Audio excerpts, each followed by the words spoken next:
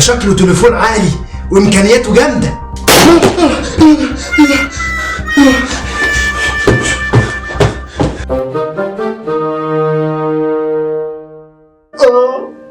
رجلي. لا عارف انام ولا عارف اقعد ولا عارف امشي. يا رجلي. اعوذ بالله من الم العظام دي، متعبه.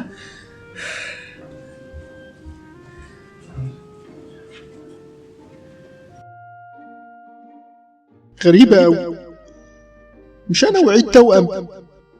اشمعنى هو صحته حلوة وعظمه ناشف وما بيتوجعش زي، مع إننا كنا فولة واتقسمت نصين؟ أكيد عيد كان بياكل الأكل بتاعي وإحنا في بطن ماماتي، أكيد. رجلي. ألف سلام عليك يا عيد، مش تاخد بالك وأنت ماشي؟ معلش قوم. يا رجلي.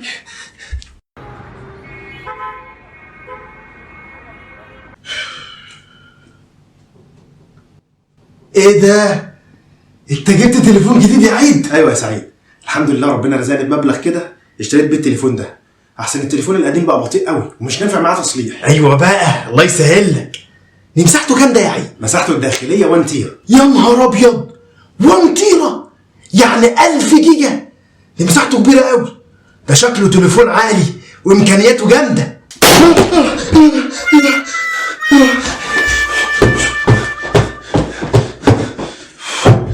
اعوذ بالله، يخرب بيتك يا سعيد، انت عينك وحشه. اعوذ بالله، لما تشوف حاجه تعجبك تقول بسم الله ما شاء الله، اللهم بارك، او حتى صلي على النبي. مش في الدور يا اخي، تروح ترجع. اتفضل يا عم، بابا يقول لك خد الشحن بتاعك اهو. شكرا يا عسل. عسولة قوي البنت دي يا عيد، اموره كده زي لقطه القشطه.